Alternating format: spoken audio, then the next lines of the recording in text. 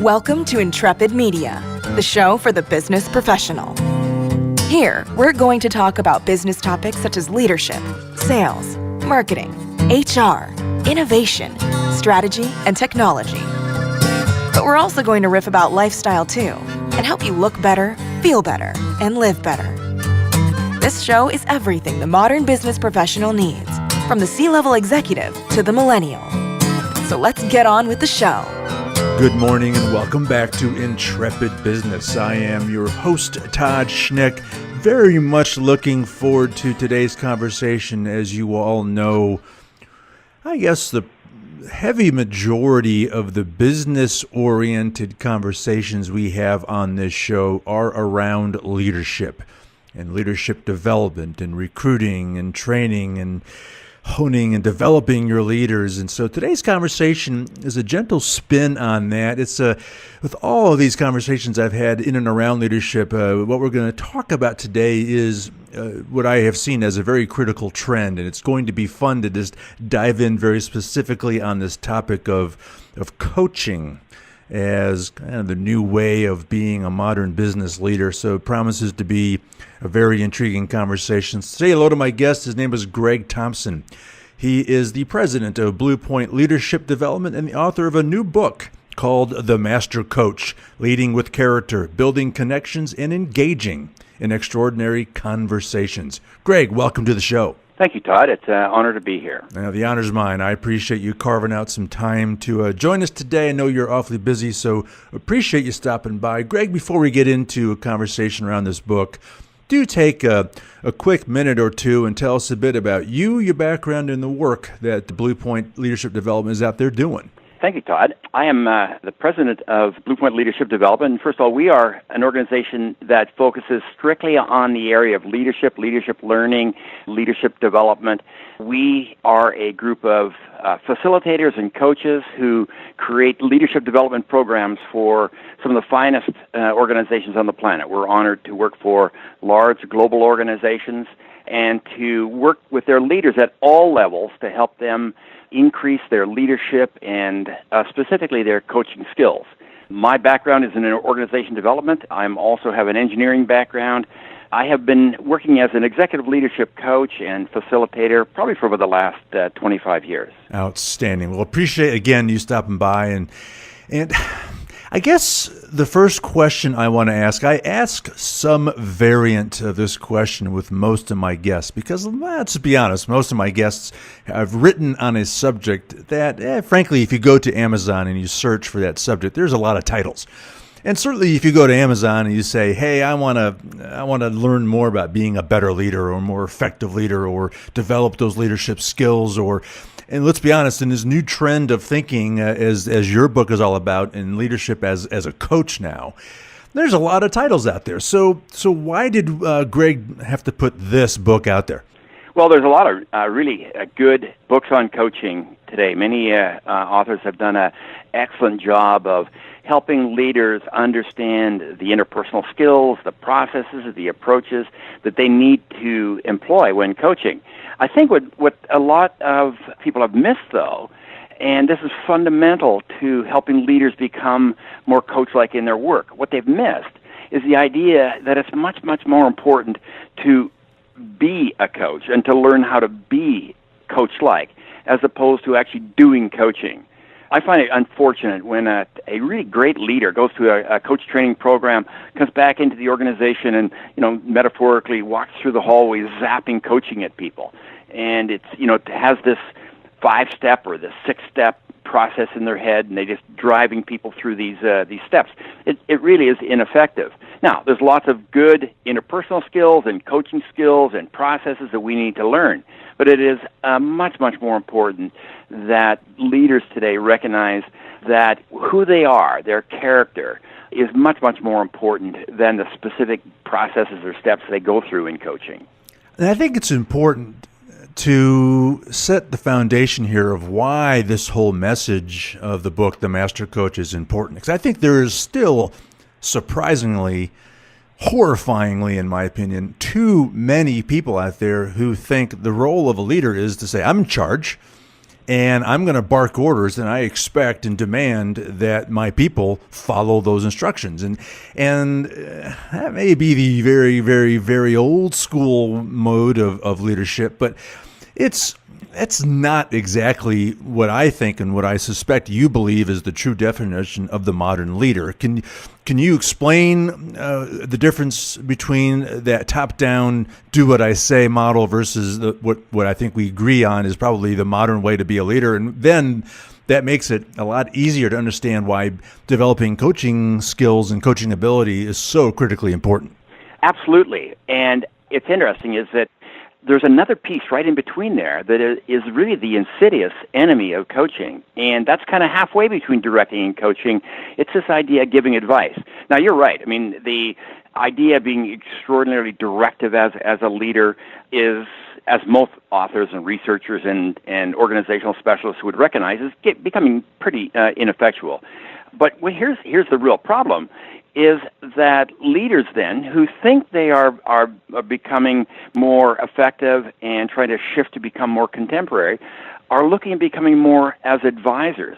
And the problem is we are mistaking advising with coaching. And if you ask leaders, and we've asked thousands and thousands of leaders to go back in their history and identify somebody who was at the crossroads for them, somebody who was really impactful in helping them make a shift in their thinking, their work, their career, something, and describe the qualities of that person. And it's fascinating. Never, ever does somebody say, well, somebody gave me directions or somebody told me what to do. And this is the real fascinating one. We almost never, ever hear that somebody gave me a nifty piece of advice.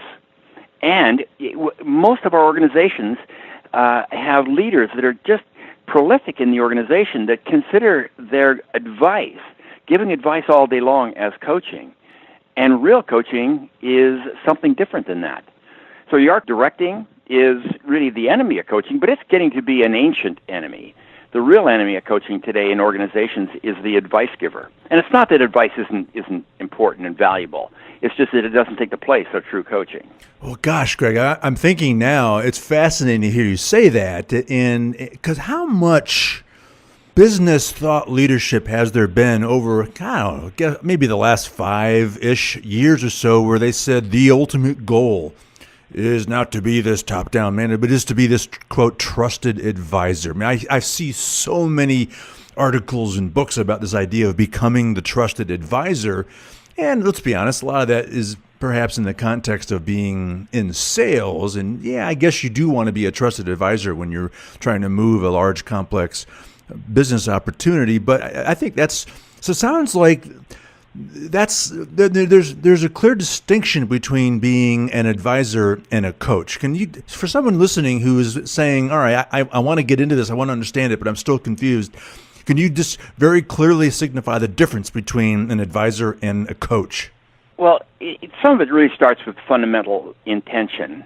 I like to give advice. We all like to give advice. I mean, my ego is wrapped up in that. I'm an executive leadership coach, and so I love to give my clients advice if I've got some really good perspective that I think I could share with them. I mean, that feeds into my ego and my self-image and the like. And it's not that advice is never helpful. It's just that it has such limited impact. And the way to understand that is just to think about all the advice that we get all day long. We get an advice all day long. How much that really impacts us? Almost not at all. Very, very little. Now, if you ask people, like, who really had an impact on you and what did they do? It's never giving advice.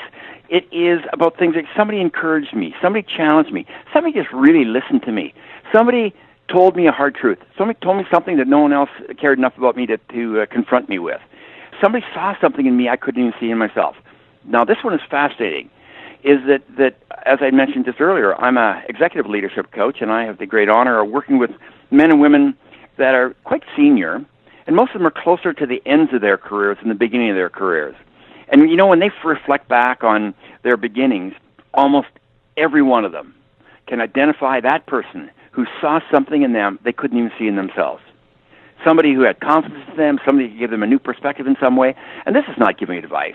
Giving advice is coming out of our expertise and our own expertise and our experience. The great coach always assumes that the person they're coaching is the expert. They're not the expert. They're always assuming the other person is an expert on becoming the best version of themselves, or the best leader, or the best worker, or the best delivery man, or the best salesperson. It is this idea that is fundamental. Now, here is the issue, is that perspective has been held by external professional coaches for years. And they are very effective because they really can't give advice. I can't give advice to my clients. I mean, they know more about me, about their domain, their workplace, their organization, their competitors than I'll ever know. So I can't really function as an advisor. I need to function as a more pure coach. Here's the magic, is that increasingly, you talked about leaders of the future, increasingly, the great leaders in organizations are recognizing that they can shift beyond being the advisor and the director and even the mentor, and to shift to become much more coach-like in all that they do. And I truly believe this is the powerful leader of the future. Yeah, no, I would agree with you. So, coach those that are listening who are in a position of leadership, whether leading an organization or leading a team or a division or a department, what have you, or frankly, even themselves. And someone comes up to them and says, "Hey, boss, I need some advice." I imagine most people are doing it wrong. And they're probably thinking, I'm doing this person good service by giving them advice. But how should they answer that? How should they position and frame their answer? I would really encourage them to give them the advice. If you've got some perspective, advice, some expertise, some experience that you can share with this person, please do so. Here's the thing, is that most of us stop at that. And most of us then give the advice and leave the advice as the end of the conversation. Here's what I encourage leaders to do, is sure, give the advice. If you have a perspective, you've got some expertise, if you've got some knowledge that would be helpful to the person, please feel free to share that. Understand at that moment that you're probably, on a scale of 1 to 10, you're probably providing them assistance at a 6 level. So you want to move to a 9 and a 10. Then I would encourage you to, and this is what the great leaders do, then they can shift into coaching mode. And coaching mode would then be to challenge the person, okay, this is how I would do it, but my guess is you can do it 10 times better than I can. How can you use all your talents to take this in a whole new direction? Here, I've shared with you the best that I know of it, but my guess is you can add to that and do something really special with this. So the true leader coach doesn't stop at giving advice.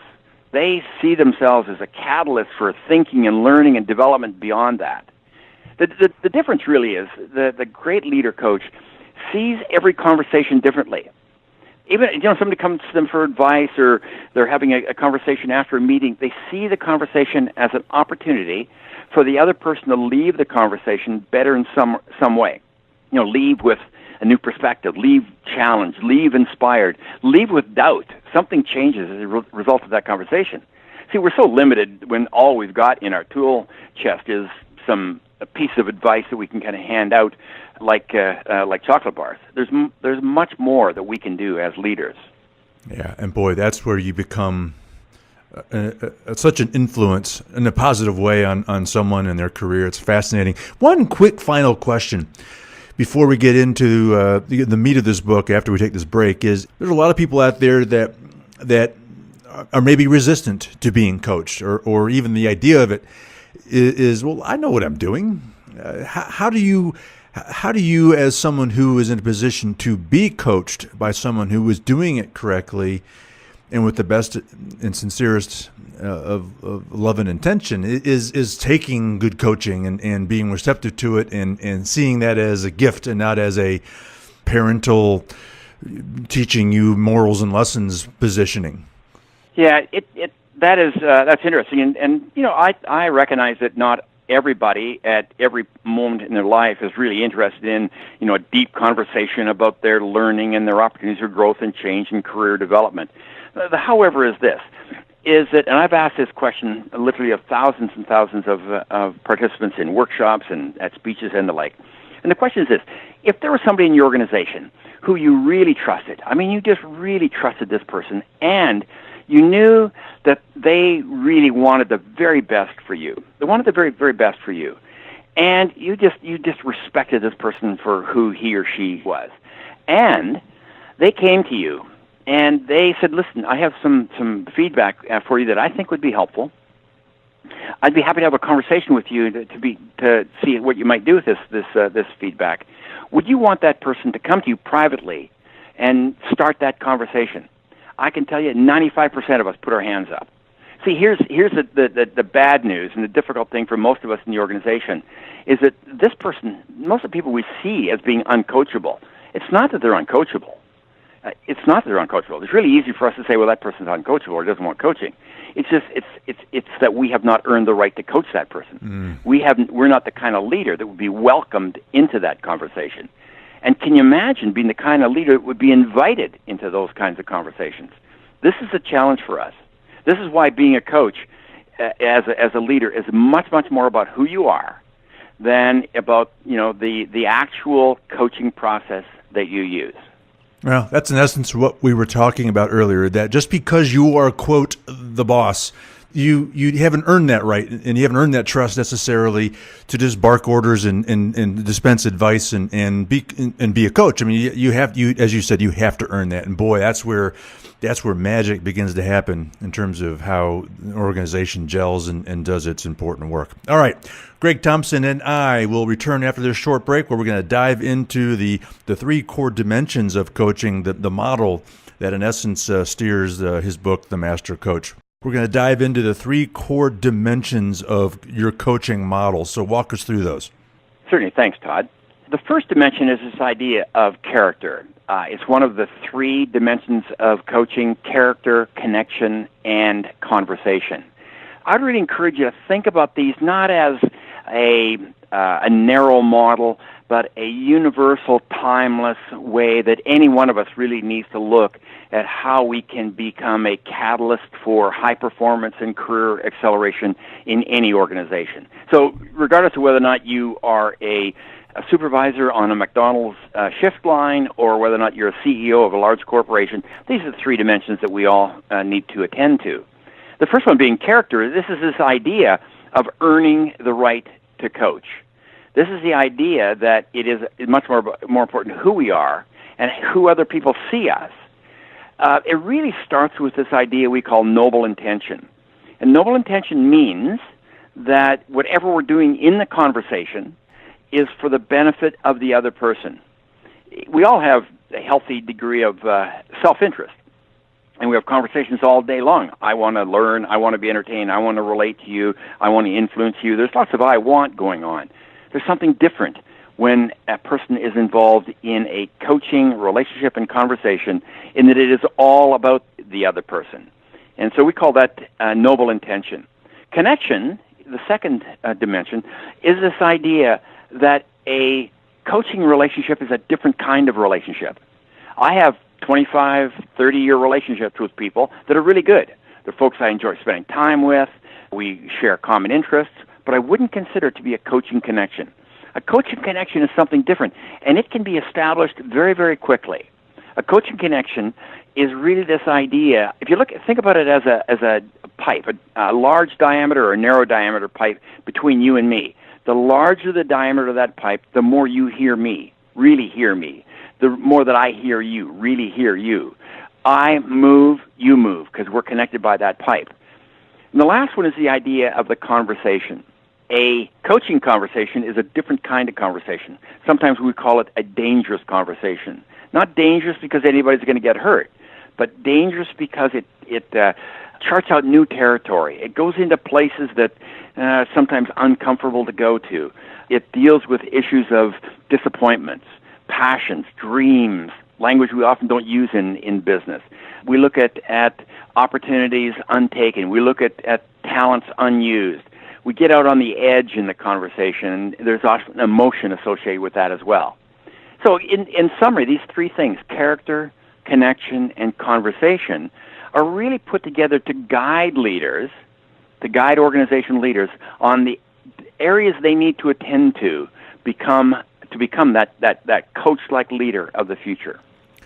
Gosh, I have a dozen questions off of that model that I want to go. Let me ask this one, because this I think is intriguing. This idea of connection, and a theme that you've said several times in this conversation: earning the right to be someone's trusted coach is, I think there's still too many leaders, even with good and sincere intentions, think I've earned the right for people to listen to what I have to say because I am, quote, the leader, when they're dealing with this team of people who are all so very different. They have different interests, different skills, different goals, and different career aspirations, a million different variables that I think it's the leaders, and certainly in this case, and it makes obvious sense in the context of these dimensions, these three dimensions, this idea of the connection is it's the job of the leader to really truly understand the person they are serving or they're coaching, right? I mean, 'cause I think most people aren't willing to do that work.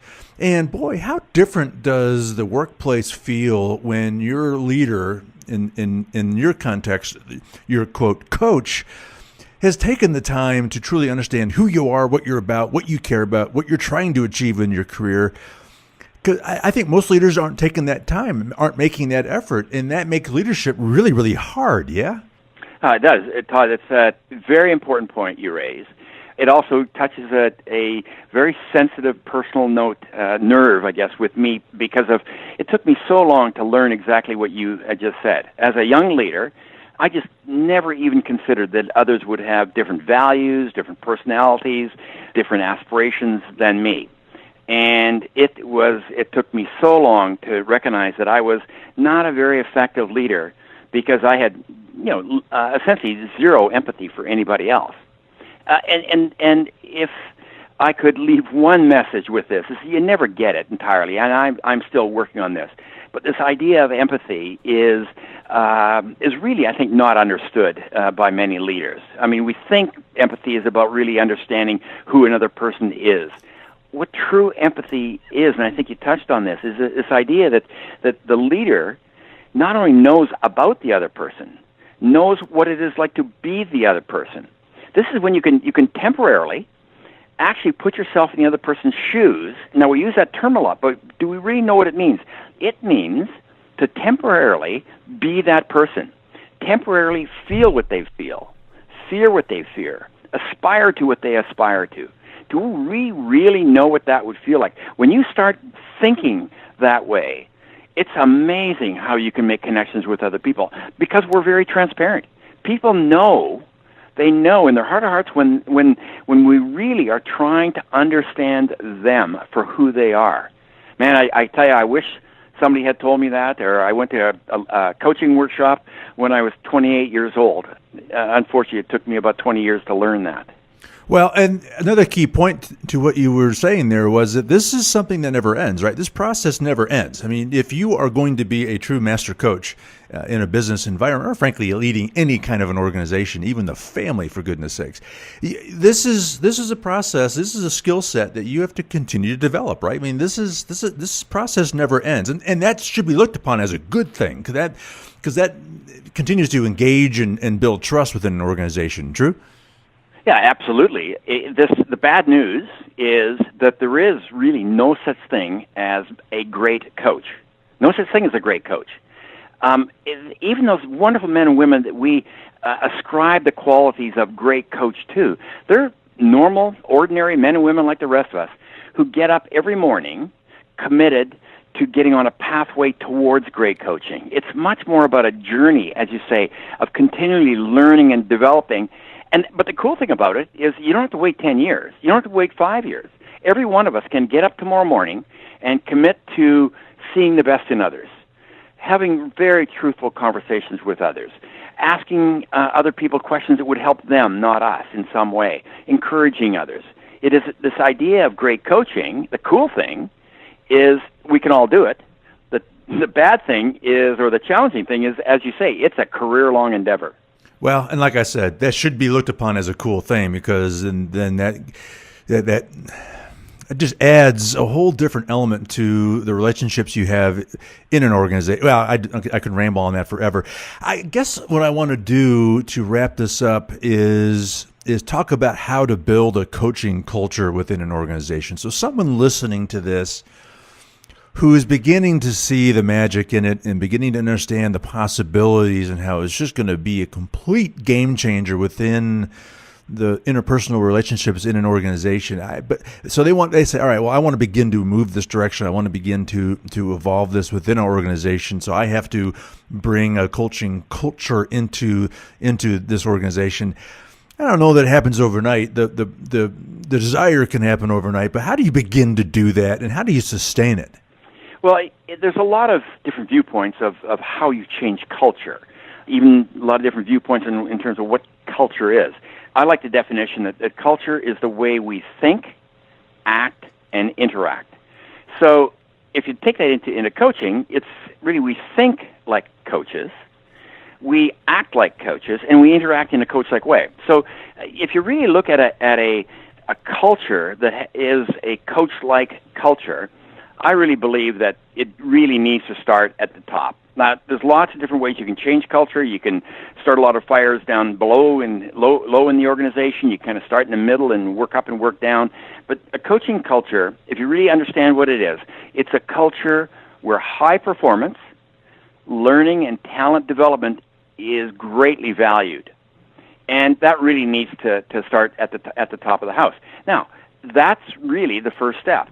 Like, how many organizations say human resources are our most important asset? Oh, most. Really? Yeah, really? Yeah. See, here's the interesting thing, is that we measure what we value in organizations and in companies. We measure margins. We measure market share. We measure sales. We measure revenue. We measure costs. We measure what we value. So when senior leaders start measuring in some way talent development, individual performance, and then people get excited about their opportunities within the organization, then you start to lay the foundation for a coaching culture. Then when senior leaders start to model this idea that every conversation holds the potential of helping people increase their performance, learn, grow, and develop, this is how a shift towards a coaching culture happens. But it has to be. The problem is most senior leaders, when they want to move down this road, they talk a lot about it and they become advocates for it. You can't become an advocate for a coaching culture. You need to be a champion. You need to be in the game. You need to be actually doing coaching and modeling coaching throughout the organization. And I can tell you, we have many clients that have making a major shift towards creating a culture of high performance and learning and development, and the results are phenomenal. The reason being is we all can do it, and the results, the actual performance results, are apparent very, very quickly. Well, think, act, and interact is almost another way to say character, connection, and conversation, yeah? Yes, it is, very much so. Well, see, and you close on a key point there in how most people traditionally measure and track all, the key performance indicators and profits and shareholder value and all that kind of stuff. They think, well, if I shift to this worrying about my people and helping them develop their skills and focusing on their career acceleration and all that, that takes the focus off the profit goals of the organization. Well, I think they're absolutely wrong on that. It sounds like the data that you could present indicates that when you make this shift and develop a coaching culture, the numbers and the end results of the organization is probably better than they were before, and you have a happy, cohesive, engaged, creative team, right? Yeah, absolutely. One of the misunderstandings about a coaching culture is that leaders need to be softer. It's really kind of a Pollyanna approach to leadership, and nothing could be further from the truth. Right. Individual personal accountability is the foundation on which all great coaching sits. And so, in fact, people are challenged more. They are held to a higher standard. They're called to account for their work much more in a coaching culture than in a non-coaching culture. And the other misconception is that they think people don't want that, and they actually do, don't they? I mean, don't most people say, I want to be empowered to succeed and grow and learn and continue to thrive, right? Absolutely. The evidence for this is in all of our lives. I mean, all we need to do is think back on the first time as a young child or a youth that somebody held us accountable for something. Somebody gave us a job and said, you're responsible for this outcome. I mean, that made us feel great. When we hold people accountable, the problem is accountability has a bad name in organizations. We use it to find the guilty, to weed out the poor performers. When accountability truly is a gift we give to somebody. It says you are important. It says your work is important. Well, if you are a top-down manager and you hold someone accountable, that's punitive. And that's why people resist that. When you're operating from this coaching culture mindset and you're focusing that way, well, then it's a whole different framework that becomes a positive experience, right? Absolutely, because people are setting their own goals. And people will. In a coaching culture, people set their own standards, make their own commitments to what they want to be held accountable to. And this, you're absolutely right. This is when you just send accountabilities down the organization. That really is just a way of being directive, as you had mentioned earlier, and is quite ineffective. When people set their own accountabilities, their own targets, their own standards, then they hold themselves accountable to that. Right. Well, that opens up a whole other realm of conversation, because if people don't do that, well, then they're not the right fit for the organization. And that's how you can begin to discern who should be a part of the organization and who is not a good fit. All right. Well, Gregg, goodness, we could talk for another 7 hours on this great material, but unfortunately, we're out of time for today. Before I let you go, should anyone have any questions on this, how can they find you? Where can they learn more about the work being done at Blue Point Leadership Development? And most importantly, where can they get their hands on a copy of The Master Coach? Thank you, Todd. We can be reached on our website, bluepointleadership.com. And please feel free to email me directly. I love hearing from people who have an interest in leadership development and coach training and coach development. I can be reached at Gregg Thompson at bluepointleadership.com.